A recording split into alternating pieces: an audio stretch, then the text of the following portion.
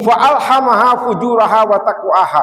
Kami telah ilhamkan pada dirimu ya sifat jahat dan sifat baik. Mana yang kamu kembangkan? Jadi kita tidak bisa menyalahkan Allah kaum mukminin.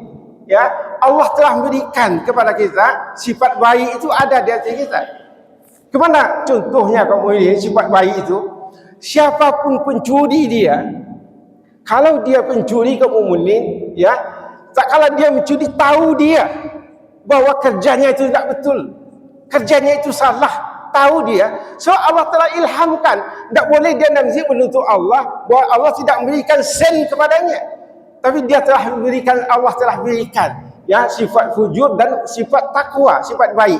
Cuma pilihan tangan manusia, pilihlah mana yang baik. Sabbih isma rabbikal a'la alladhi khalaqa fasawwa. Assalamualaikum warahmatullahi wabarakatuh.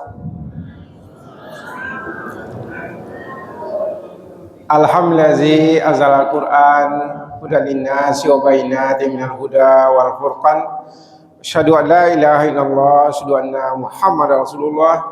Allahumma sholli ala Muhammad wa ala ali Muhammad. Faya ayyuhal khadirun ittaqullaha haqqa tuqatih wa la tamutunna illa wa antum muslimun. Wa qala Allah ta'ala bil Qur'anil Karim, a'udzu billahi minasy syaithanir rajim. Bismillahirrahmanirrahim. Was-samsi wad-duhaha wal qamari iza talaha wan nahari iza jallaha wa akhir hayat. Demi matahari dan sinarnya pada pagi hari, demi bulan apabila mengiringinya, demi siang apabila menampakkannya. Maha benar Allah dengan segala firman-Nya. Ambillah tidak henti-hentinya lisan kita mengucapkan puji dan syukur, kita sampaikan kepada Allah Subhanahu wa taala.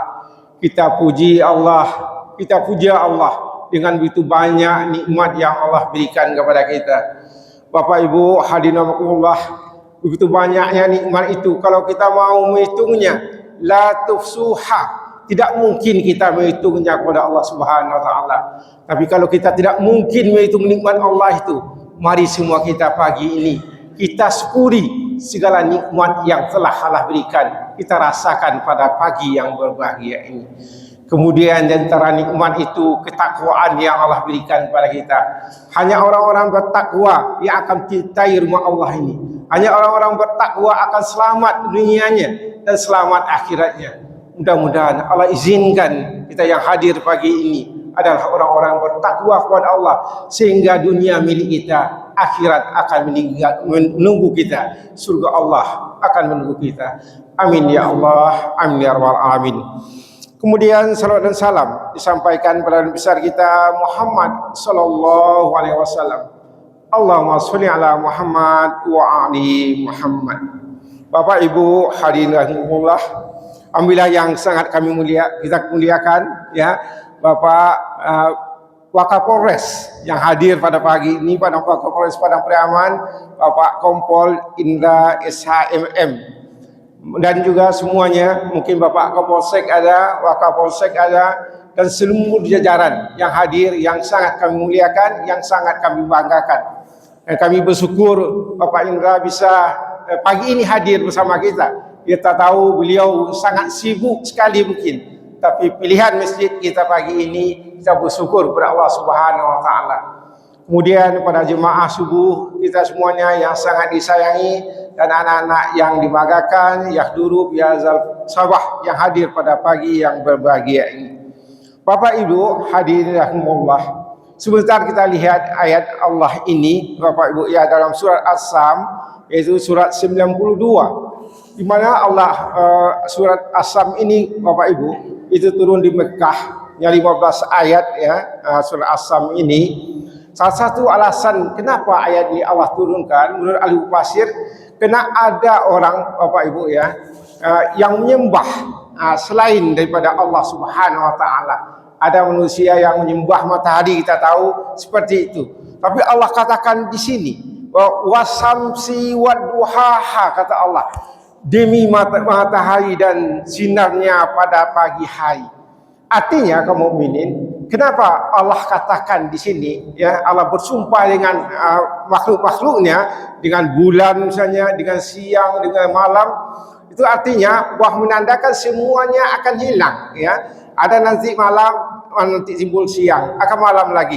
Jadi artinya orang yang mentuhankan selain Allah tidak akan kokoh dia, tidak akan kokoh kita.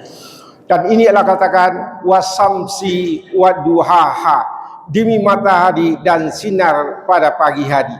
Dan ayat ini kita percepat kaum mukminin rahimakumullah, intinya pada ayat yang ke-7. Di mana ayat yang ke-7 ya, Allah katakan wa nafsi wa ma sawwaha, demi jiwa dan penyempurnaannya, kata Allah ya, demi jiwa serta penyempurnaan jiwa itu. Bagaimana jiwa yang sempurna itu kaum mukminin? Kita lihat Allah katakan dulu wasamsi wa duhaha, demi matahari dan waktu duha. Waktu duha itu sangat banyak manfaatnya untuk manusia.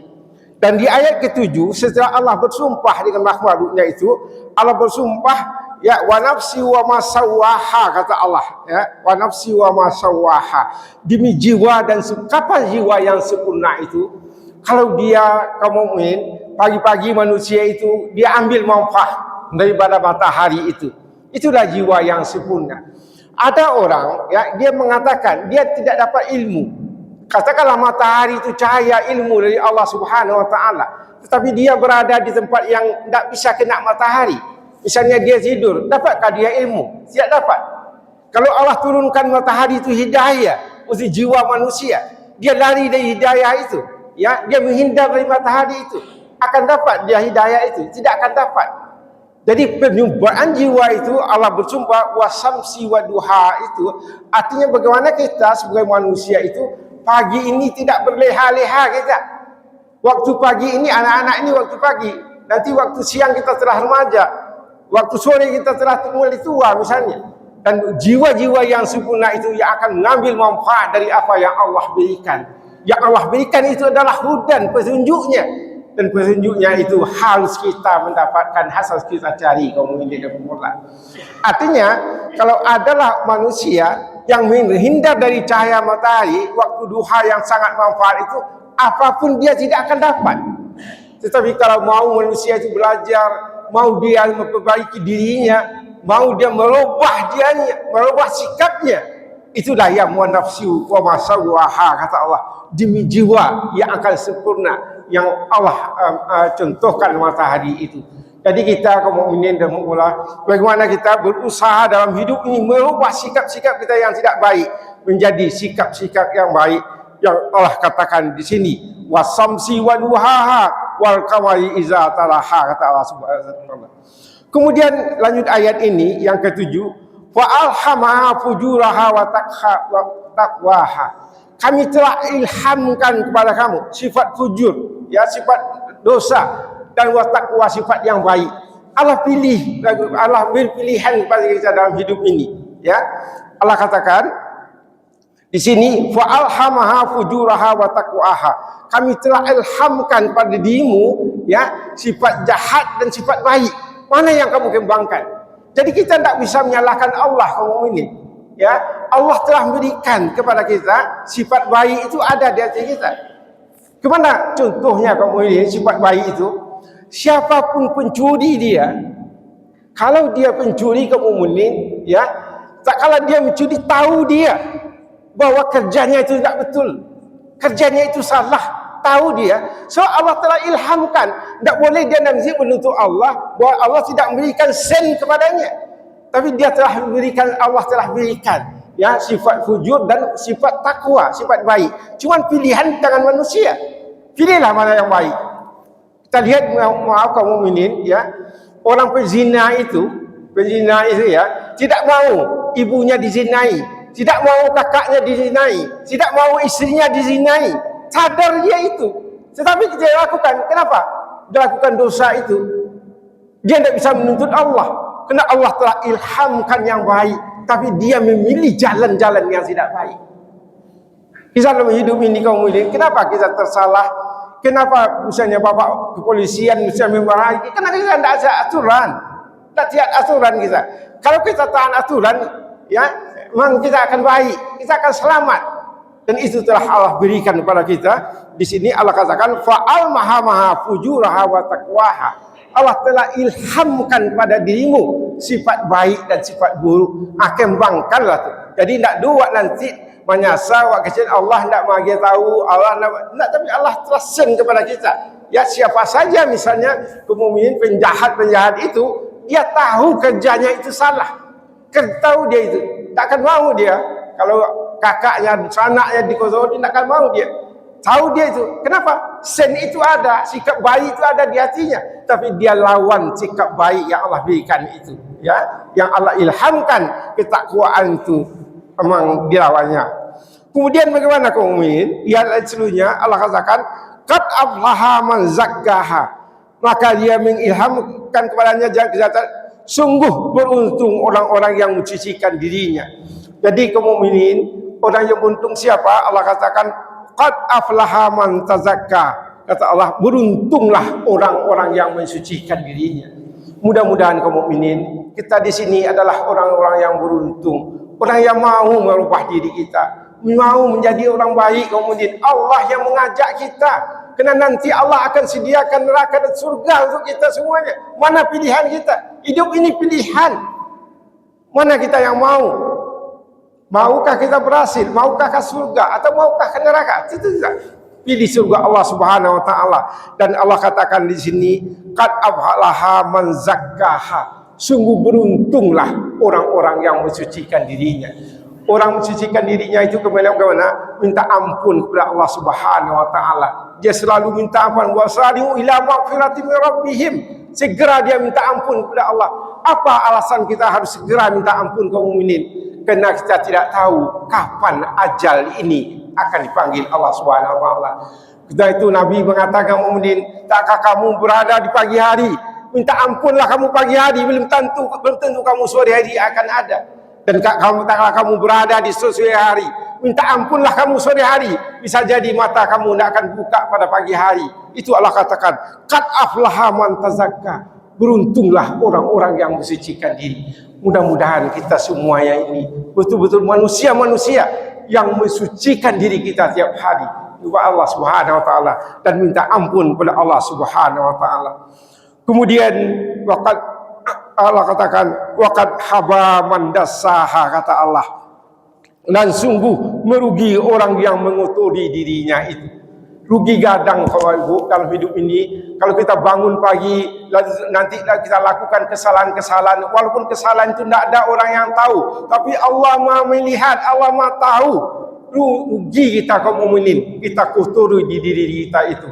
Untuk itu kita jaga. So ini kaum mukminin, kenapa bisa orang terkotor dirinya itu?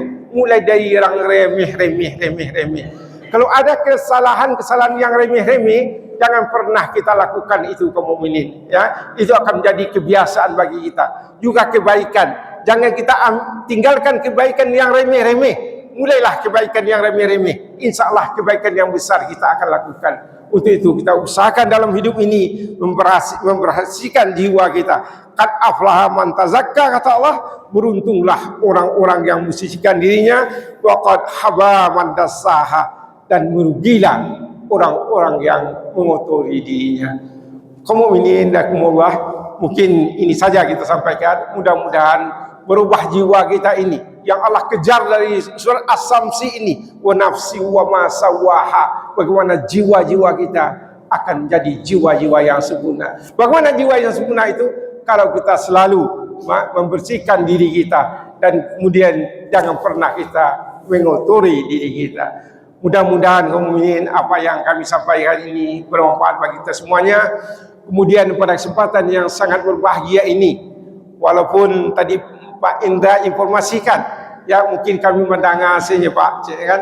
Tapi alangkah baiknya, ya Bapak ada di sini, Pak Indra, Wakapolres kita pada Pariaman, kita minta sedikit waktu untuk beliau untuk berserami dengan kita semuanya.